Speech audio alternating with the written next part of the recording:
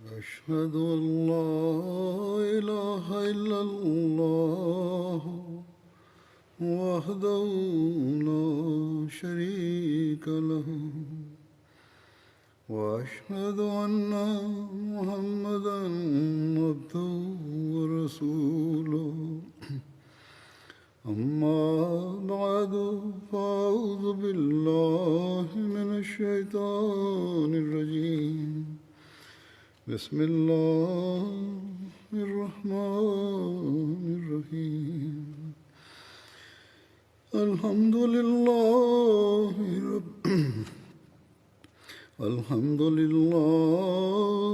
رب العالمين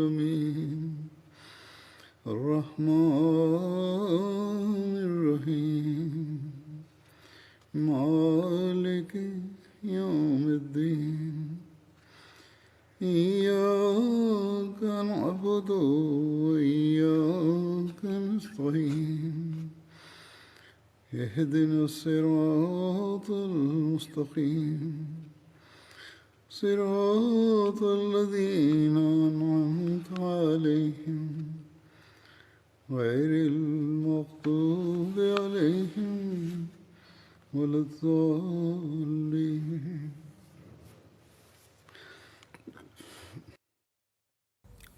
Telah berlangsung sebelum ini pembahasan mengenai peristiwa-peristiwa di zaman Hazrat Umar radhiyallahu anhu. Hari ini saya akan menerangkan mengenai peperangan Yarmuk. Terdapat perbezaan pendapat dalam riwayat-riwayat mengenai bila terjadinya perang Yarmuk. Dalam satu riwayat dikatakan bahawa perang ini telah terjadi pada 15 Hijrah. Menurut sebahagian lainnya, ia terjadi sebelum penaklukan Damsyik pada 13 Hijrah. Berdasarkan satu riwayat, khabar suka mengenai kemenangan dalam peperangan yang pertama sekali sampai kepada Hazrat Umar adalah perang Yarmuk. Pada waktu itu kewafatan Hazrat Abu Bakar radhiyallahu anhu telah berlalu 20 hari. Sebahagian berpendapat yang pertama sampai adalah berita mengenai kemenangan ke atas Damsyik. Namun, berita penaklukan Damsyiklah yang nampaknya lebih sahih terjadi pertama kali. Para saksi menjelaskan bahawa perang Yarmuk juga terjadi di zaman Hazrat Umar radhiyallahu anhu. Setelah orang-orang Rom mengalami kekalahan, mereka keluar dari Damsyik dan Homs, kemudian tiba di Antakya. Antakya merupakan sebuah kota di sempadan Syam. Mereka mengadu kepada Hercules bahawa orang-orang Arab telah memusnahkan seluruh Syam. Hercules memanggil beberapa orang yang cerdik dan terhormat ke istana kerajaan dan mengatakan bahawa Arab lebih lemah dari kamu dalam kekuatan dan persenjataan. Mengapa kamu tidak dapat melawan mereka? Mengapa tidak dapat bertahan dalam pertempuran? Semuanya tunduk dengan malu. Tidak ada seorang pun yang memberikan jawapan. Tetapi ada seorang tua yang berpengalaman mengatakan, akhlak orang-orang Arab lebih baik dari akhlak kita. Mereka selalu beribadah di malam hari. Di siang hari pula, mereka berpuasa. Mereka tidak pernah berbuat zalim kepada siapa pun. Mereka bergaul satu sama lain dengan penuh kesamarataan. Sedangkan keadaan kita minum minuman keras, melakukan keburukan-keburukan, tidak menepati janji, berlaku zalim terhadap orang lain. Hasilnya, terdapat semangat dan keteguhan dalam apa yang mereka lakukan. Sedangkan apa yang kita lakukan kosong dari semangat dan keteguhan. Kaisar sebenarnya mahu keluar dari Syam. Namun, berdatangan begitu banyak pengaduan dari orang-orang Kristian dari setiap kota dan daerah. Kaisar merasa sangat malu dan dengan penuh semangat bersiap untuk mengerahkan seluruh kekuatan kerajaannya melawan Arab. Dia mengirimkan perintah ke Rom, Konstantin, Antonia, Jazirah Armenia dan setiap tempat supaya seluruh pasukan datang ke Antakya pada waktu yang telah ditetapkan. Dia menulis kepada semua pemimpin daerah untuk memberangkatkan sebanyak mungkin orang dari mana pun yang boleh disiapkan. Setibanya perintah tersebut, berdatangan pasukan secara besar-besaran. Di 4 penjuru Antakya, sejauh mata memandang tersebar kerumunan besar pasukan tentera. Begitu banyaknya pasukan. Hazrat Abu Ubaidah telah menaklukkan banyak daerah. Para pembesar dan pemimpin di daerah-daerah tersebut sangat kagum dengan keadilan beliau. Sehingga walaupun berbeza agama, mereka telah menugaskan dari pihak mereka sendiri perisik untuk mencari informasi mengenai musuh. Maka, melalui perantaraan mereka, Hazrat Abu Ubaidah dapat mengetahui semua peristiwa tersebut. Beliau mengumpulkan semua komander dan berdiri menyampaikan pidato yang sangat bersemangat, yang ringkasnya adalah sebagai berikut. Wahai kaum muslimin, Allah Ta'ala telah berulang kali menguji kamu dan kamu terjun dengan sebaik-baiknya dalam ujian itu. Sebagai ganjarannya, Allah Ta'ala sentiasa menolong kamu sehingga kamu selalu meraih kemenangan. Sekarang musuh kamu telah datang untuk berhadapan dengan kamu dengan segala kelengkapan yang membuat bumi bergegar. Sekarang beritahulah apa ganjarannya. Yazid bin Abu Sufyan adalah saudara dari Amir Muawiyah. Dia berdiri dan berkata, pada pandangan saya, biarkan para wanita dan anak-anak tetap tinggal di kota dan kita sendiri mempersiapkan pasukan di luar kota. Bersamaan dengan itu, tulislah surat kepada Khalid dan Amr bin Ash supaya berangkat dari Damsyik dan Palestin untuk memberikan bantuan. Dari sini pun terbukti bahawa penaklukan Damsyik telah terjadi sebelumnya. Syarabil bin Hasanah mengatakan, dalam kesempatan ini, setiap orang harus memberikan pendapat mereka secara bebas. Pendapat yang dikemukakan oleh Yazid tidak diragukan lagi bahawa ianya disampaikan dengan niat yang baik. Namun saya tidak sependapat dengan itu. Penduduk kota adalah orang-orang yang semuanya Kristian. Mungkin sahaja disebabkan mereka terlalu taksub akan membuatkan mereka menangkap keluarga kita dan menyerahkannya kepada kaisar, atau mereka sendiri membunuhnya. Yakni, mereka sendiri yang melawan keluarga kita. Hazrat Ubaidah mengatakan, jalan keluarnya adalah kita harus mengeluarkan orang-orang Kristian dari kota. Maka, anak isteri kita akan selamat. Syarabil berdiri dan mengatakan, wahai amirku, Tuan sama sekali tidak memiliki hak untuk itu. Kita telah memberikan keselamatan kepada orang-orang Kristian dengan syarat mereka harus tinggal di kota dengan tenteram. Oleh kerana itu, bagaimana kita boleh melanggar perjanjian ini? Kita telah mengikrarkan satu perjanjian. Bagaimana kita melanggar perjanjian ini dengan mengeluarkan mereka dari kota? Hazrat Abu Ubaidah mengakui kesalahannya. Namun, perundingan ini tidak mencapai kata sepakat yang terakhir mengenai apa yang harus dilakukan. Mereka yang hadir secara umumnya memberikan pendapat supaya tetap tinggal di Homs dan menunggu pasukan bantuan. Abu Ubaidah mengatakan bahawa tidak ada waktu untuk itu. Akhirnya diambillah pendapat bahawa hendaknya meninggalkan Homs dan bertolak menuju ke Damsyik. Di sana telah ada Khalid dan ianya dekat dengan sempadan Arab. Niat ini telah diputuskan, maka Hazrat Abu Ubaidah memanggil Habib bin Maslamah yang merupakan ketua perbendaharaan dan mengatakan, sekarang ini keadaan kita sangat genting sehingga kita tidak mampu memikul tanggungjawab untuk melindungi mereka. Jizyah atau cukai yang kita kutip dari orang-orang Kristian, tujuannya adalah digunakan untuk kebaikan mereka dan melindungi mereka. Namun, kita tidak dapat melakukannya. Oleh kerana itu, segala apa yang telah diterima dari mereka, kembalikanlah semuanya kepada mereka dan katakan kepada mereka bahawa hubungan yang telah terjalin antara kita dengan mereka sekarang pun ianya tetap ada. Tetapi disebabkan sekarang kita tidak dapat menjalankan tanggungjawab melindungi mereka, maka jizyah atau cukai yang merupakan pampasan untuk perlindungan tersebut akan dikembalikan kepada mereka. Maka kemudiannya, sejumlah besar wang yang telah diterima itu semuanya dikembalikan. Orang-orang Kristian sangat terkesan dengan peristiwa ini dan mereka menangis dengan penuh semangat. Mereka mengatakan, semoga Tuhan membawa kamu kembali. Orang-orang Yahudi pun lebih terkesan dari itu. Mereka mengatakan, demi Taurat, selama kami hidup, Kaisar tidak akan dapat menaklukkan Homs. Setelah mengatakan hal ini, mereka menutup pintu perlindungan kota dan membuat penjagaan serta pengawasan di berbagai tempat.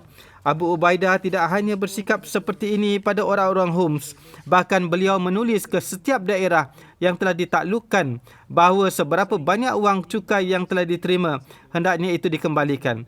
Ringkasnya, Abu Ubaidah bertolak ke Damsyik dan mengkhabarkan semua situasi tersebut kepada Hazrat Umar. Hazrat Umar merasa sangat sedih mendengar khabar orang-orang Islam pergi dari Homs kerana takut kepada orang-orang Rom. Namun, ketika beliau mengetahui bahawa keputusan ini diambil oleh seluruh pasukan dan komander pasukan, maka beliau secara keseluruhan merasa gembira dan bersabda, Tuhan dengan suatu hikmah tertentu telah menjadikan semua kaum muslimin setuju pada pendapat ini. Terdapat juga rujukan bahawa sebelumnya telah ditanyakan kepada Hazrat Umar dan Hazrat Umar bersabda bahawa jika kamu tidak dapat menjaga mereka, maka segala sesuatu yang telah kamu terima dari mereka, baik itu cukai dan sebagainya, maka kembalikanlah. Hazrat Umar menulis jawapan kepada Hazrat Abu Ubaidah bahawa aku akan mengirimkan Said bin Amir untuk membantu. Tetapi kemenangan dan kekalahan bukanlah bergantung kepada banyak atau sedikitnya bala tentera.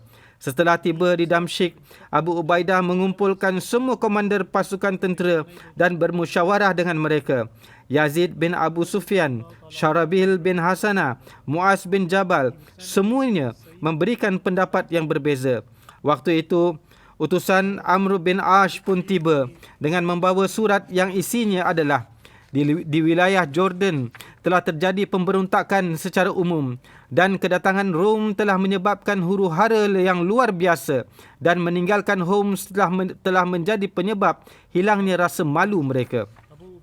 Abu Ubaidah dalam jawapannya menulis bahawa kami tidak meninggalkan Homs kerana takut, melainkan tujuannya adalah supaya musuh keluar dari tempat-tempat yang aman dan pasukan Muslim yang tersebar di berbagai tempat dapat bersatu.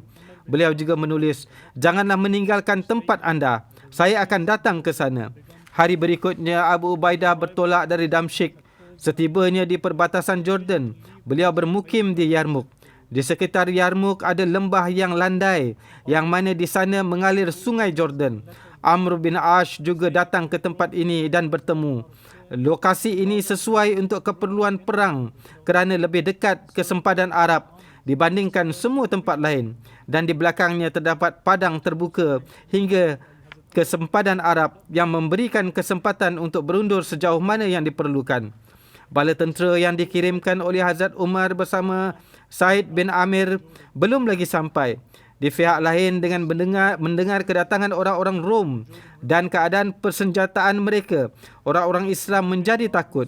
Abu Ubaidah telah mengirim seorang lagi utusan kepada Hazrat Umar dan menulis bahawa orang-orang Rom berdatangan dari daratan dan lautan, dan keadaan semangat ini demikian lupa sehingga di jalan-jalan yang dilalui oleh pasukan Rom, para rahib dan biarawan yang tidak pernah keluar dari pertapaan mereka pun keluar dan bergabung dengan bala tentera. Ketika surat ini sampai, Hazrat Umar mengumpulkan para Ansar dan Muhajirin dan membacakan surat tersebut. Para sahabat secara spontan menangis dan dengan penuh semangat berseru, "Wahai Amirul Mukminin, demi Tuhan, izinkanlah kami untuk pergi kepada saudara-saudara kami dan melakukan pengorbanan. Na'udzubillah, sedikit saja mereka disakiti, maka tidak ada gunanya hidup ini." Semangat para Ansar dan Muhajirin begitu meluap-luap sehingga Abdul Rahman bin Auf berkata, "Wahai Amirul Mukminin, Tuan sendirilah menjadi komander pasukan dan bawalah kami bersama." Namun, sahabat yang lain menentang pendapat ini dan sampai pada satu pendapat bahawa hendaknya dikirimkan pasukan bantuan yang lain. Hazrat Umar bertanya kepada utusan bahawa musuh telah sampai di mana. Dia mengatakan, mereka telah sampai sejauh 3 atau 4 hari perjalanan dari Yarmouk. Hazrat Umar merasa sangat sedih dan bersabda, "Sayang sekali. Sekarang apa yang boleh dilakukan? Dalam waktu sesingkat itu, bagaimana bantuan dapat sampai di sana?" Beliau menulis surat kepada Abu Ubaidah dengan kata-kata yang begitu berkesan dan mengatakan kepada utusan anda sendiri pergilah ke setiap barisan bala tentera dan bacakan surat ini dan sampaikanlah secara lisan kepada mereka bahawa Umar menyampaikan salam kepada kamu semua dan mengatakan, wahai kaum muslimin, bertempurlah dengan gagah berani dan seranglah musuh-musuh kamu bagaikan singa-singa dan sembelihlah kepala mereka dengan pedang dan anggaplah bahawa bagi kamu mereka itu lebih hina dari semut. Banyaknya jumlah mereka janganlah membuatkan kamu menjadi takut dan janganlah kamu merasa khawatir kerana saudara-saudara kamu belum tiba kepada kamu. Satu kebetulan yang menakjubkan, pada hari utusan tersebut tiba kepada Abu Ubaidah. Pada hari itu juga, Said bin Amir pun tiba bersama 1,000 bala tentera. Kaum muslimin menjadi semakin kuat dan mereka mula membuat persiapan pertempuran dengan penuh semangat. Beliau telah melantik Muaz bin Jabal yang merupakan seorang sahabat yang terkenal sebagai komander pasukan sayap kanan, Qubas bin Hashim sebagai komander pasukan sayap kiri dan Hashim bin Utbah sebagai komander pasukan infanteri. Beliau membahagikan pasukan berkudanya menjadi 4 kumpulan. Beliau menetapkan kumpulan pertama bersama beliau. Selebihnya beliau melantik Qais bin Habirah, Maisarah bin Masruq dan Amru bin Tufail sebagai komander mereka. Ketiga-tiga orang pemberani ini dipilih dari seluruh Arab, yakni mereka terkenal sangat berani dan oleh sebab itulah mereka disebut sebagai Farisul Arab. Tentera Rom juga berangkat dengan kelengkapan yang besar. Mereka berjumlah lebih dari 200,000 bala tentera dan terdiri dari 24 barisan yang di depan mereka terdiri daripada pemimpin agama mereka dengan membawa salib dan mengobarkan semangat. Bala tentera sudah saling berhadapan, maka seorang Batrik keluar membelah pasukan pembesar agama orang-orang Kristian tersebut disebut Batrik. Dia mengatakan, aku ingin bertarung satu sama satu. Maisarah bin Masruq memajukan kudanya kerana pihak lawan begitu kekar dan muda. Khalid menghalangnya dan melihat ke arah Qais bin Huwairah. Dia maju ke depan sambil membacakan syair. Qais menyerang begitu tangkas sehingga Batrik tidak sempat mengangkat senjatanya dan libasannya mengena ke sasaran. Pedang kena ke kepalanya dan memotong topi besinya hingga tembus ke lehernya. Batrik menggelupar dan jatuh dari kudanya. Bersamaan dengan itu, orang-orang Islam mengumandangkan takbir. Khalid mengatakan, ini petanda yang baik dan sekarang insya-Allah kemenangan ada di tangan kita. Orang-orang Kristian mengerahkan laskarnya supaya berpecah untuk melawan komander-komander pasukan berkuda yang bersama Khalid. Namun semuanya mengalami kekalahan dan pada hari itu pertempuran ditunda sampai di situ. Ketika mengalami kekalahan ini, orang-orang Rom melihat bahawa mereka terus mengalami kekalahan. Maka pada malam harinya, komander tentera Rom, Bahan, mengumpulkan para pemimpin tenteranya dan mengatakan bahawa orang-orang Arab telah menikmati kekayaan Syam. Daripada berperang, adalah lebih baik meminta mereka berundur dengan cara memikat hati mereka dengan harta. Semuanya bersetuju dengan cadangan ini. Pada hari kedua, mereka mengirim utusan kepada Abu Ubaidah. Dia mengatakan, kirimlah kepada kami seorang pegawai tertinggi. Kami ingin berbincang mengenai perdamaian dengannya. Abu Ubaidah memilih Khalid radhiyallahu anhu. Utusan yang membawa pesanan itu bernama George. Para penulis buku sejarah berbahasa Urdu menulis George, tetapi dalam buku-buku berbahasa Arab, namanya tertulis Jarjah. Saya sampaikan perkara ini untuk mereka yang berbahasa Arab. Pendek kata, ketika dia tiba, waktu itu sudah pun petang. Tidak beberapa lama kemudian dilaksanakanlah solat maghrib. Kaum muslimin berdiri sambil mengucapkan takbir dengan sangat bersemangat. Dan mereka melaksanakan solat dengan begitu khusyuk, tenang, tawaduk dan penuh kerendahan hati. Utusan itu menyaksikan dengan penuh takjub. Hingga ketika selesai solat, dia mengajukan beberapa pertanyaan kepada Abu Ubaidah, yang mana salah satu di antaranya adalah, apakah akidah anda mengenai Isa AS? Abu Ubaidah membaca ayat Al-Quran berikut, Inna masala Isa indallahi kamasali Adam, khalaqahu min turabin thumma qala lahu kun fayakun. Ya ahlal kitabi لا تغلوا في دينكم ولا تقولوا على الله إلا الحق إنما المسيح عيسى ابن مريم رسول الله وكلمته ألقاها إلى مريم وروح منه فآمنوا بالله ورسله ولا تقولوا ثلاثة انتهوا خيرا لكم إنما الله إله واحد سبحانه أن يكون لن يستنكف المسيح أن يكون عبدا لله ولا الملائكة المقربون. Bahawa ingatlah, sesungguhnya misal Isa di sisi Allah adalah seperti keadaan Adam. Dia telah menciptakannya, iaitu Adam, dari tanah kering.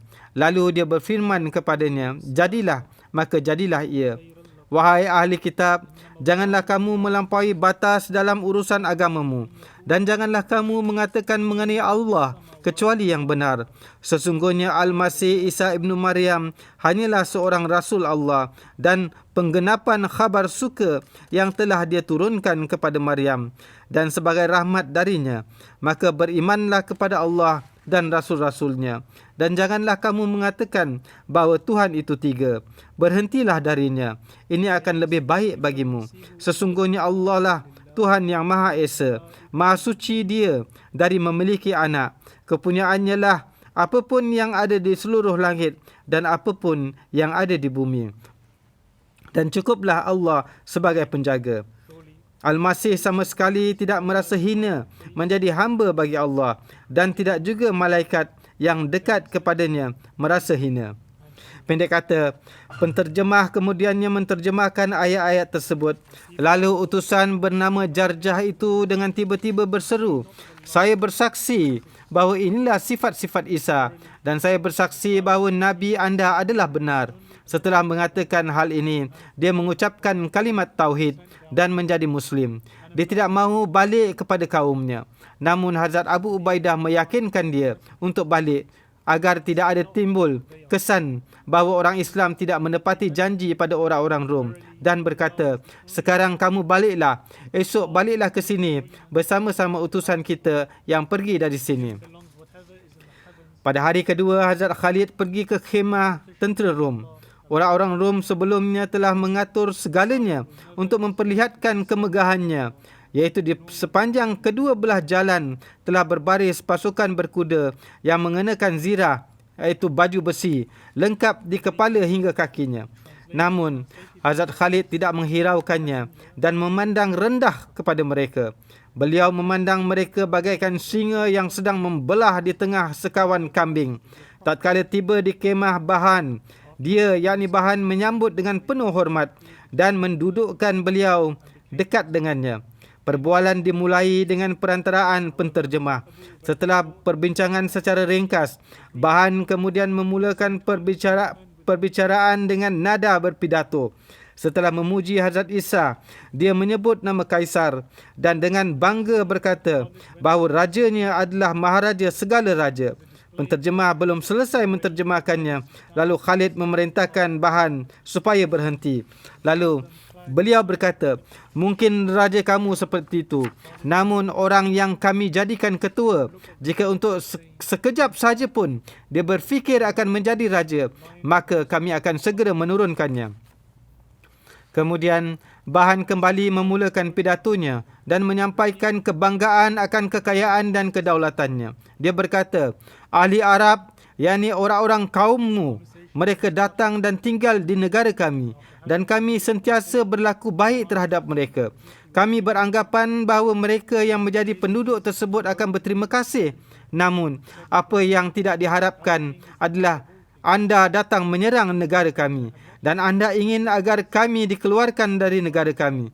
Tidakkah anda mengetahui bahawa banyak sekali kaum yang menginginkan seperti demikian, namun tidak ada yang pernah berjaya. Kini, tidak ada satu kaum di dunia ini yang lebih jahil, lebih mundur dan lebih tidak berpengalaman dari kaum kamu.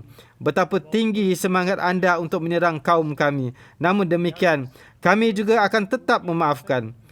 Bahkan, Jika anda pergi dari sini, maka ganjaran yang akan diterima sebagai panglima adalah 10,000 dinar dan bagi setiap pemimpin tentera adalah 1,000 dinar. Kemudian untuk para prajurit biasa adalah masing-masing akan menerima 100 dinar. Sebenarnya, mereka telah mempersiapkan satu pasukan tentera yang sangat besar untuk melawan dan menghancurkan umat Muslim. Namun, tatkala mereka melihat bahawa pertempuran ini tidak semudah yang dibayangkan, lalu mereka memberikan syarat-syarat ini. Pendek kata, tatkala Bahan mengakhiri ceramahnya, maka Hazrat Khalid berdiri. Setelah mengucapkan puji dan syukur, Hazrat Khalid berkata, tidak dinafikan bahawa anda adalah kaya, berharta dan pemilik kekuasaan. Namun, perlakuan yang telah anda berikan kepada tetangga anda sendiri, iaitu bangsa Arab pun, kami mengetahuinya. Ini bukanlah satu kebaikan dari anda, namun ini hanyalah satu usaha dalam mewujudkan keinginan anda untuk menyebarkan agama anda. Yang hasilnya adalah bangsa Arab tersebut telah menjadi Kristian. Dan kali ini, mereka sendiri sedang berperang melawan kami di pihak anda. Memang benar bahawa dahulu kami sangatlah terpaksa, serba kekurangan dan hidup berpindah randa. Kezaliman dan kejahilan kami dahulu adalah sedemikian rupa di mana yang kuat menindas yang lemah. Masing-masing kabilah saling berperang dan menghancurkan. Namun, Tuhan telah menurunkan belas kasihan kepada kami dan mengirimkan seorang Nabi kepada kami yang berasal dari kaum kami. Beliau adalah seorang yang paling terhormat, paling mulia dan paling suci di antara kami. Beliau telah mengajarkan tauhid kepada kami dan memberitahukan bahawa tidak ada sekutu bagi Tuhan. Dia tidak beristeri dan beranak. Dia adalah wujud yang Maha Esa. Dia juga memerintahkan kepada kami untuk menyebarkan ajaran-ajaran ini ke seluruh pelosok dunia. Mereka yang menerimanya telah menjadi Muslim dan saudara kami. Bagi yang tidak menerimanya namun bersedia untuk memberi ataupun membayar jizyah atau cukai, maka kami akan menjadi penjaga dan pelindung mereka. Bagi mereka yang menolak kedua-duanya, maka bagi mereka adalah pedang. Jika mereka tidak menerimanya, maka kami pun siap untuk bertempur. Mendengar kata jizyah atau cukai, Bahan segera menarik nafas dalam dan mengisyaratkan kepada pasukannya bahawa sampai mati mereka tidak akan memberi jizyah dan berkata, kami mengambil jizyah, bukan memberi. Pendek kata, tidak ada kata sepakat. Hazrat Khalid lalu bangun dan beredar. Kini dimulakanlah persiapan-persiapan untuk pertempuran terakhir. Dan setelah ini, pihak Rom tidak dapat lagi melakukan apa-apa usaha. Setelah kepergian Hazrat Khalid, Bahan mengumpulkan semua pemimpinnya dan berkata, tidakkah anda mendengar kenyataan orang-orang Arab bahawa anda tidak akan terpelihara dari serangan mereka selagi anda tidak menjadi rakyat mereka? Apakah anda bersetuju menjadi hamba mereka? Semua pembesar menjawab dengan penuh semangat, kami sanggup mati, namun kami tidak akan dapat menerima penghinaan ini. Di waktu pagi, tentera Rom bergerak dengan penuh semangat dan bersiap dengan senjata mereka, di mana kaum Muslim juga merasa hairan. Melihat hal ini, Hazrat Khalid telah mengatur barisan pasukannya dengan cara yang terbaharu, tanpa berpegang kepada kebiasaan Arab yang umum. Tatkala Hazrat Khalid melihat bahawa bangsa Rom bergerak dengan penuh semangat dan bersiap dengan senjata mereka, maka beliau tidak berpegang dengan cara kebiasaan Arab yang umum. Namun sebaliknya, Hazrat Khalid mengatur barisan tenteranya dengan cara yang baru. Barisan di depan yang berjumlah 30 hingga 35 ribu, beliau bahagikan menjadi 36 bahagian. Kemudian beliau mengatur barisan depan dan belakang dengan penuh tertib. Komandor pasukan diberikan kepada Abu Ubaidah. Pasukan sayap kanan diberikan kepada Amr bin As dan Syarabil. Komandor sayap kiri diberikan kepada Yazid bin Abu Sufyan. Selain dari itu, di setiap barisan dipilih seorang ketua yang berasingan, iaitu mereka yang berani dan berpengalaman di dalam taktik berperang. Pada pengkhutbah yang dengan kekuatan ucapannya, mereka dapat menanamkan kekuatan di dalam diri semua orang, iaitu mereka yang dapat membangkitkan semangat. Mereka diamanahkan untuk mengkobarkan semangat kepada semua tentera melalui pidato-pidato mereka. Di antara mereka adalah Abu Sufyan yang berjalan dan berseru di hadapan para prajurit. Allah, Allah, kamu merupakan penjaga Arab. Wahai ahli Arab dan penolong bagi Islam. Sedangkan mereka adalah penjaga Rom dan penolong kepada syirik.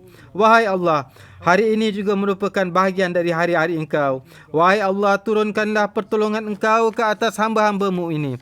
Amr bin As berseru, wahai orang-orang, tundukkanlah pandanganmu. Duduklah di atas lututmu, turunkanlah tombakmu dan tetaplah berada di tempat dan barisanmu. Tatkala musuhmu menyerangmu, maka berilah waktu kepada mereka sehinggalah hujung tombak mereka mulai melukaimu. Maka terkamlah mereka bagaikan singa. Demi wujud Tuhan yang mencintai kebenaran dan memberi pahala ke atasnya, dan murka ke atas kedustaan dan memberi hukuman atasnya, dan memberi ganjaran ke atas perbuatan ihsan. Sesungguhnya saya telah menerima khabar bahawa sebagaimana kaum muslim sebelum ini telah meraih kemenangan di desa demi desa, istana demi istana, maka mereka pun akan menaklukkan negara ini. Oleh itu, janganlah anda semua menjadi takut akan jumlah dan banyaknya mereka. Jika anda semua bertempur dengan penuh kegigihan, maka akan turun ketakutan pada diri mereka bagaikan anak-anak burung pipit, dan mereka akan bercerai-berai. Walaupun jumlah tentera muslim adalah sedikit, yakni tidak lebih dari 30 hingga 35 ribu prajurit, namun mereka adalah prajurit pilihan dari seluruh penjuru Arab. Di antara mereka ada 1,000 sahabat yang pernah menyaksikan wajah Rasulullah SAW yang penuh berkat.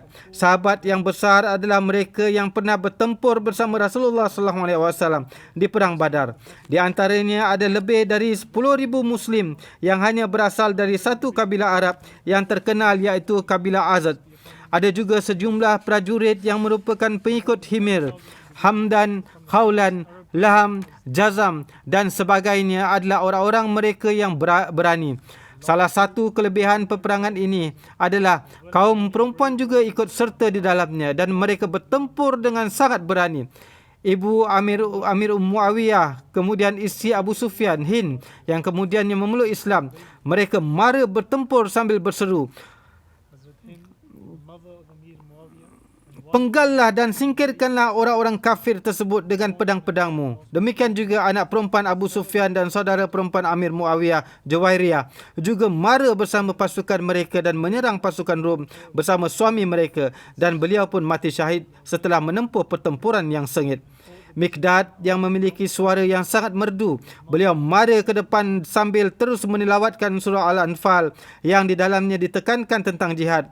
Sedangkan itu, semangat yang diperlihatkan oleh tentera Rom adalah sedemikian rupa, di mana seramai 30,000 prajurit mereka memasang rantai di kaki mereka sehingga tidak ada lagi fikiran untuk berundur. Mereka satu dengan yang lain diikat dengan rantai di kakinya. Pertempuran dimulakan dengan pergerakan pasukan Rom. 200,000 tentera bergerak maju bersama-sama. Ribuan pendeta dan padri juga mara sambil memegang salib di tangan mereka dan meneriakkan perkataan hidup buat wujud Hazrat Isa.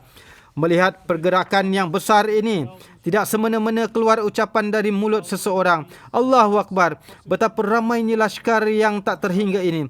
Hazrat Khalid dengan penuh semangat menjawab, diamlah. Demi Tuhan, jika derap kaki kuda saya masih baik, maka saya akan berkata, tambahkanlah laskar sebanyak itu lagi. Pendek kata, kaum Kristian menyerang dengan sangat dahsyat dan maju sambil menghujankan anak panah. Kaum Muslim berusaha bertahan sedapat mungkin. Namun, serbuan mereka sedemikian dahsyatnya sehingga barisan sayap kanan Muslim pun terpisah dari pasukan barisannya dan berundur dalam keadaan bercerai-berai. Mereka yang menanggung kekalahan tersebut berundur hinggalah sampai di kemah para wanita. Melihat keadaan prajurit Muslim seperti itu, kaum wanita menjadi sangat marah dan mencabut kayu-kayu kemah mereka sambil berteriak, wahai kaum kafir, kemarilah, kami akan menyembelih kepala kalian dengan kayu-kayu ini. Hind, isteri Abu Sufyan, mara ke depan sambil memegang tongkat di tangannya. Para wanita yang lain juga turut mara di belakang beliau. Hind melihat Abu Sufyan berundur, maka dia pun menampar muka kudanya dan berkata, nak pergi ke mana? Kembalilah dan pergilah ke medan juang. Ada satu riwayat lain seperti demikian di mana Hind mencabut kayu lalu bergegas menuju ke arah Abu Sufyan dan berkata, "Demi Tuhan, dahulu anda sangat keras dalam melawan agama yang hakiki dan mendustakan Rasul Tuhan yang sejati. Sekarang adalah kesempatan untuk mengorbankan jiwa di medan pertempuran demi meninggikan agama yang hakiki dan demi meraih keredaan Rasul Tuhan." Muncul semangat membara dalam diri Abu Sufyan dan dalam sekelip mata dengan pedang terhunus dia membelah lautan pasukan musuh. Seorang wanita Muslim lain yang berani bernama Qawla membacakan syair ini sambil membangkitkan semangat di dalam diri semua orang yang bermaksud, "Wahai orang yang lari dari wanita yang bertakwa, dalam waktu terdekat kamu akan menyaksikan mereka sebagai tawanan, bukan sebagai pemenang dan yang disukai." Melihat keadaan ini, Muaz bin Jabal yang merupakan salah seorang pemimpin di barisan sayap kiri, beliau melompat dari kudanya dan berkata, "Saya akan bertempur dengan kedua kaki saya. Jika ada orang yang berani yang sanggup menunggang kuda, kuda ini hadir." Anak beliau berkata, "Ya, sayalah yang bersedia menggantikannya. Dengan menunggangnya, saya akan berperang dengan lebih baik." Pendek kata, kedua-duanya, ayah dan anak, menyelinap di tengah pasukan sambil bertempur dengan penuh keberanian hingga kaki kaum Muslim yang sedang terjatuh pun dapat tegak kembali. Bersamaan dengan itu, Hajjaj yang merupakan pemimpin kabilah Zubaidah mara bersama 500 prajuritnya dan mampu menahan lashkar Kristian yang terus mengejar pasukan Muslim. Di bahagian sayap kanan, kabilah Azad terus bertahan sejak mula pertempuran. Lashkar Kristian mengerahkan seluruh kekuatannya untuk menyerang mereka, namun mereka terus bertahan bagaikan gunung. Peperangan yang sedemikian rupa sengit itu hingga kepala dan tangan pun berjatuhan, tidak membuat mereka berganjak dan terus bertahan. Amr bin Tufail yang merupakan pemimpin kabilah terus menghayunkan pedangnya sambil berteriak, "Wahai kabilah Azad, janganlah disebabkan kelemahan kamu semua membuatkan kaum Muslim tercela." 9 pejuang musuh gugur di tangan mereka sehingga pada akhirnya beliau pun mati syahid. Hazrat Khalid menempatkan pasukannya di belakang secara tiba-tiba menerjah barisan musuh dan menyerang dengan dahsyatnya hingga memporak-perandakan barisan pasukan Rom. Ikrimah yang merupakan anak Abu Jahal menempatkan kudanya di depan dan berkata kepada pasukan Kristian, "Pada satu masa dalam keadaan kafir aku pernah bertempur melawan Rasulullah SAW. Lalu apakah pada hari ini kakiku akan mundur dalam menghadapi kamu?" Setelah mengatakan demikian, dia melihat ke arah para tentera dan berkata, "Siapakah di antara kamu yang bersedia untuk mati?" 400 orang yang mana di antaranya adalah Dirar bin Azad menyatakan siap untuk mati dan bertempur tanpa gentar, sehingga hampir semuanya syahid di situ. Tubuh Ikramah yang masih sedikit bernafas ditemukan terbaring di antara tumpukan mayat. Khalid meletakkan kepala Ikramah di atas pahanya lalu merenjiskan air di leher dan berkata, "Demi Tuhan, anggapan Umar salah bahawa kita tidak akan mati syahid." Pendek kata, walaupun Ikramah dan kawan-kawannya telah wafat, namun mereka telah terlebih dahulu menghancurkan ribuan lashkar Rom. Begitu juga serangan Khalid telah membuatkan kekuatan Rom semakin hancur sehingga akhirnya mereka terpaksa berundur. Dan Khalid terus menekan mereka sehingga dia mendapatkan jeneral mereka, Daranjar. Daranjar, komander pasukan Rom, menutup matanya dengan kain sapu tangannya. Alangkah baiknya jika matanya tidak dapat melihat kemenangan, maka ianya juga tidak dapat melihat kekalahan. Pada waktu itu juga, ketika di pasukan sayap kanan sedang terjadinya pertempuran yang dahsyat, maka Ibnu Kanatir, pemimpin pasukan Rom sayap kanan, melancarkan serangan ke atas pasukan yang terdapat di bahagian kiri. Namun sayangnya, pada bahagian tersebut kebanyakannya adalah orang-orang dari kabilah Laham, Maghsan yang menghuni di berbagai penjuru Syam dan sudah sejak lama menjadi pembayar cukai bagi bangsa Rom. Rasa takut kepada bangsa Rom yang terdapat dalam diri mereka menimbulkan kesan di mana pada serangan pertama sahaja mereka telah melarikan diri. Meskipun mereka sudah menjadi Muslim, namun rasa takut kepada bangsa Rom masih melekat dalam diri mereka. Namun, para komander mereka memperlihatkan keberanian. Jika para komander memperlihatkan rasa takut, maka peperangan pasti berakhir. Pasukan Rom mengejar pasukan Muslim yang melarikan diri hingga ke perkemahan. Melihat keadaan itu, para wanita Muslim secara spontan keluar dan dengan penuh keberanian mereka menghalang pasukan Kristian itu. Walaupun pasukan Muslim sudah huru-hara, namun di antara para komandernya, Kibath bin Ashim, Said bin Zaid, Yazid bin Abi Sufyan, Amr bin As, Syarabil bin Hasanah memberikan pujian ke atas keberanian mereka. Pedang dan pisau terjatuh dari tangan Kibas, namun sedikit pun tidak membuatnya gentar. Ketika pisau terjatuh lalu berkata, apakah ada yang dapat memberikan senjata pada orang yang telah berikrar kepada Tuhan, yakni jika harus berundur dari peperangan, penyebabnya adalah kematian. Orang-orang spontan memberikan pedang atau pisau kepadanya. Lalu bagaikan seekor singa, dia terus menyerang ke arah musuh. Abul A'war melompat dari kudanya lalu bercakap kepada prajuritnya yang sedang menunggang, dalam kesabaran dan keteguhan di dunia terdapat kehormatan dan di akhirat terdapat rahmat. Jangan biarkan harta ini terlepas dari genggaman. Said bin Zaid dengan marah berdiri di atas lutut. Pasukan Rom datang menghampirinya. Lalu dia menerkam bagaikan singa lalu menjatuhkan komander musuh dan membunuhnya. Yazid bin Abi Sufyan, saudara Muawiyah, sedang bertempur dengan penuh semangat. Secara kebetulan ayahnya Abu Sufyan yang selalu memberikan semangat kepada pasukan datang mendekatinya. Ketika melihat anaknya lalu berkata, wahai anakku, ketika ini di medan perang satu persatu prajurit memperlihatkan keberaniannya. Engkau adalah komander dan engkau harus memperlihatkan keberanian yang lebih dibandingkan prajurit lain. Jika ada satu saja prajurit yang lebih baik daripada kamu di medan perang, maka itu sangat memalukan bagimu. Keadaan Syarabil waktu itu sedang berdiri bagaikan gunung yang berada di tengah-tengah kepungan pasukan Rom sambil membaca ayat Al-Quran berikut. Inna Allah ashtara minal mu'minina anfusahum wa amwalahum bi anna lahumul jannah yuqatiluna fi sabilillahi fayaqtuluna wa yuqtalun. Sesungguhnya Allah telah membeli dari orang-orang mukmin jiwa mereka dan harta mereka, dan sebagai gantinya bagi mereka tersedia syurga, kerana mereka berperang di jalan Allah dan mereka membunuh musuhnya atau sendiri terbunuh dan melaungkan nari. Di manakah orang-orang yang berjual beli dengan Allah Ta'ala dan manakah orang-orang yang berada dalam naungan Tuhan? Prajurit yang mendengar suara tersebut dengan spontan kembali hingga pasukan tentera yang telah terpecah belah kembali bersatu, dan Syarajil mengajak mereka untuk bertempur dengan penuh keberanian sehingga pasukan Rom yang sedang bertempur berhenti dari terus mara. Di pihak lain, para wanita Muslim keluar dari kemahnya lalu berdiri menghalang pasukan Muslim, kemudian berkata dengan suara yang kuat, jika kamu semua berundur dari medan perang, kamu tidak akan melihat wajah kami lagi. Kedua belah pihak yang berperang sampai saat itu masih seimbang, namun peluang yang besar untuk kemenangan berada di pihak pasukan Rom yang berkali-kali kepada Qais bin Huwairah, di mana Khalid memberikan satu bahagian tenteranya dan menempatkannya di bahagian belakang kiri, datang dari belakang lalu menerkam dan menyerang, sehingga walaupun para komander musuh berusaha untuk mengatur pertahanannya, namun tentera mereka tidak dapat diatur lagi. Semua barisan mereka telah bercerai-berai. Ketakutan lalu berundur. Bersamaan dengan itu, Said bin Zaid menyerang dari arah tengah. Pasukan Rom terus berundur hingga sampai di hujung kawasan yang merupakan sungai kecil. Tidak lama kemudian, sungai tersebut dipenuhi dengan jasad-jasad mayat dan medan perang menjadi kosong. Dengan demikian, Allah Ta'ala telah menganugerahkan kemenangan agung kepada pasukan Muslim dalam peperangan yang sangat penting itu. Salah satu kejadian yang perlu diingat dalam perang tersebut adalah ketika terjadinya pertempuran Gumsan. Hubas bin Qais, seorang prajurit yang berani bertempur dengan penuh gagah berani. Ketika itu ada seseorang yang menghayunkan pedang ke kakinya sehingga satu kaki beliau terputus. Namun Hubas sendiri tidak menyedari hal itu. Selang beberapa ketika dia mula menyedarinya dan mencari-cari apa yang terjadi dengan kakinya. Ketika dia terfikir untuk mencari kaki, beliau melihat ke arah kaki dan baru menyedari bahawa kakinya telah tiada. Orang-orang dari kabilah beliau selalu merasa bangga akan kejadian tersebut.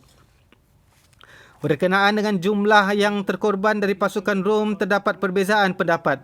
Tabari dan Azdi menulis bahawa yang terkorban adalah lebih dari 100,000 orang. Bladari menulis 70,000. Sedangkan yang terkorban dari pihak Muslim seramai 3,000, di antaranya Ikramah, Dirar bin Azhar, Hisham bin Ashi, Haban bin Said dan lain-lain. Sedangkan Kaisar waktu itu sedang berada di Antakya. Dia mendapat khabar kekalahan sehingga waktu itu juga bersiap untuk berangkat ke Konstantin. Ketika berjalan menuju ke Syam, dia berkata, selamat tinggal Syam. Abu Ubaidah menulis surat kepada Hazrat Umar untuk mengirimkan khabar kemenangan dan mengirimkan beberapa orang yang di antaranya adalah Huzaifah bin Yaman. Hazrat Umar telah berhari-hari tidak dapat tidur kerana menunggu khabar berkenaan Yarmuk. Ketika mendengar berita kemenangan, beliau spontan jatuh bersujud dan memanjatkan syukur kehadrat Allah Ta'ala. Pasukan Islam dari Homs terpaksa berangkat untuk sementara waktu ke Yarmuk. Untuk itu, cukai yang diambil dari mereka dikembalikan semula kepada mereka. Dalam menjelaskan hal itu, Hazrat Muslim Maud menulis, ketika para sahabat bertempur dengan bangsa Rom dan setelah semakin luas dapat menaklukkan Yerusalem yang merupakan markas agama Kristian, dan kemudian jajahan kekuasaan semakin meluas, maka orang-orang Kristian setelah mengetahui bahawa markas agama mereka telah jatuh ke tangan pasukan Muslim, mereka ingin untuk melakukan usaha terakhir untuk mengusir pasukan Muslim dari sana. Mereka mengumumkan ke 4 penjuru untuk melakukan jihad agama dan membangkitkan semangat orang-orang Kristian. Setelah itu mereka mengumpulkan laskar dalam jumlah yang besar dan melakukan persiapan untuk menyerang Islam. Setelah melihat serangan yang dahsyat tersebut, pasukan Muslim yang jumlahnya lebih sedikit dibandingkan mereka memutuskan untuk berundur. Komander Laskar Islam menulis kepada Hazrat Umar bahawa jumlah pasukan musuh sangat ramai sedangkan jumlah pasukan kita sangat sedikit. Untuk menghadapi mereka dalam keadaan demikian sama sahaja dengan menghancurkan laskar sendiri. Oleh itu, jika Tuan izinkan untuk meluruskan barisan dan mengecilkan medan perang, Laskar Islam berundur supaya dapat menghadapi musuh dengan menyatukan seluruh kekuatan. Bersamaan dengan itu, beliau juga menulis, kami juga telah mengambil cukai dari orang-orang yang telah ditaklukkan. Jika Tuan izinkan untuk meninggalkan daerah-daerah itu, mohon petunjuk Tuan berkenaan dengan cukai yang telah diambil ini. Hazrat Umar menjawab, mengecilkan medan perang dan menyatukan seluruh kekuatan tidaklah bertentangan dengan ajaran Islam. Namun perlu diingat bahawa cukai telah diambil dari penduduk dengan syarat bahawa Laskar Islam akan memberikan perlindungan kepada mereka. Jika Laskar Islam berundur, berarti Laskar tidak akan dapat lagi memberikan perlindungannya di daerah-daerah itu. Untuk itu, adalah perlu agar mengembalikan apa sahaja yang telah diambil dari mereka. Ketika perintah Hazrat Umar tersebut tiba, para komander Islam memanggil para pembesar, peniaga dan penduduk di sana, lalu mengembalikan wang yang telah diambil dari mereka. Lalu berkata kepada mereka, wang ini telah diambil dari anda dengan syarat bahawa Laskar Islam akan memberikan perlindungan kepada anda. Namun, ketika ini kami mendapati diri kami begitu lemah dalam menghadapi musuh, dan untuk sementara waktu kami berundur. Untuk itu kami tidak dapat memberikan perlindungan lagi kepada anda, dan adalah tidak dibenarkan jika kami tetap menyimpan wang ini. Ini merupakan contoh yang tidak pernah ditonjolkan oleh sejarah atau oleh raja manapun. Ketika seorang raja meninggalkan sebuah daerah kekuasaannya, biasanya daripada mengembalikan cukai dan lain-lain yang telah diambil, justru semakin banyak merampas daerah-daerah tersebut. Mereka berfikir bahawa sekarang daerah kekuasaannya ini akan terlepas ke tangan orang lain. Untuk itu, sebanyak mana faedah yang dapat diambil di daerah itu, ianya hendaklah diambil. Kerana memang mereka tidak akan tinggal lagi di daerah itu. Untuk itu, sudah mereka tidak pedulikan lagi jika nama baik mereka menjadi rosak. Dan jika hal itu menimpa satu pemerintahan yang sangat kuat, apa yang akan mereka lakukan? Paling tidak pun memerintahkan laskar mereka untuk berundur secara senyap-senyap dan tidak membiarkan mereka merampas lebih banyak lagi. Namun, tauladan yang ditunjukkan oleh Laskar Islam semenjak dunia ini diciptakan, contoh demikian hanya dapat dilihat di zaman Hazrat Umar. Bahkan sangat disayangkan jika zaman di kemudian hari diikut sertakan, tidak akan dijumpai contoh seperti ini di dunia, yakni ketika seorang penakluk meninggalkan daerah taklukannya, dia mengembalikan semula semua cukai atau jizyah yang telah diambil dari daerah jajahan itu. Tauladan tersebut sedemikian rupa memberikan kesan yang sangat baik di hati para penduduknya yang beragama Kristian, yakni walaupun para tentera yang seagama dengan mereka sedang melakukan serangan ke atas pasukan Muslim, walaupun para jeneral, kolonel, komander dan prajurit yang secara kebetulan merupakan saudara sebangsa mereka, dan walaupun bagi orang Kristian peperangan tersebut dijadikan sebagai perang agama, dan walaupun markas agama Kristian yang terlepas dari tangan mereka dan beralih ke tangan pasukan Muslim, dan mereka sedang bermimpi untuk meraih kemerdekaan. Walaupun adanya fakta tersebut, namun orang-orang Kristian lelaki perempuan keluar dari rumah-rumah mereka sambil menangis dan terus mendoakan agar pasukan Muslim kembali semula ke daerah mereka. Hazrat Muslim Maud radhiyallahu anhu yang sangat menguasai ilmu sejarah, inilah pandangan beliau bahawa pasukan Muslim kembali setelah terlebih dahulu memohon restu dari Hazrat Umar. Kemudian cukai yang telah diambil dikembalikan semula kepada penduduk. Berkenaan dengan ikramah, Hazrat Muslim Maud radhiyallahu anhu bersabda, di zaman Hazrat Umar radhiyallahu anhu ketika nyawa sahabat Rasulullah sallallahu alaihi wasallam dalam bahaya dan banyak sekali Muslim yang syahid. Waktu itu komander tertinggi Laskar Islam Hazrat Ubaidah bin Jarrah berkata, Saya ingin agar tampil beberapa orang-orang yang berani, yang walaupun jumlahnya tidak ramai, namun dapat berjuang bermati-matian untuk memberikan kejutan kepada pasukan Rom.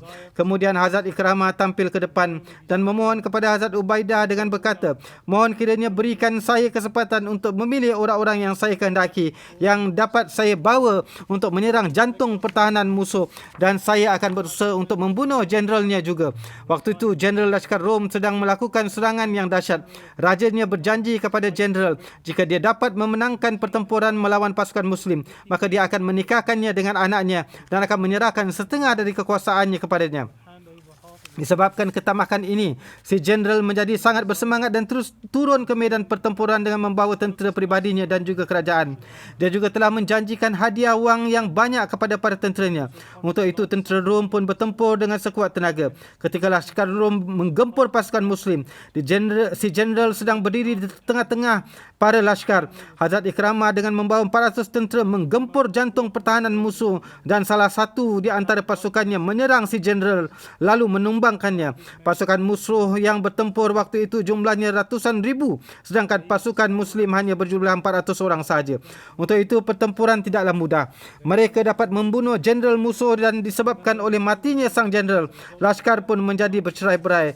Namun pasukan musuh menggempur pasukan Muslim sehingga menyebabkan syahidnya sebahagian besar dan hanya tinggal beberapa orang saja. Di antara orang-orang tersebut, 12 orang darinya mengalami cedera parah.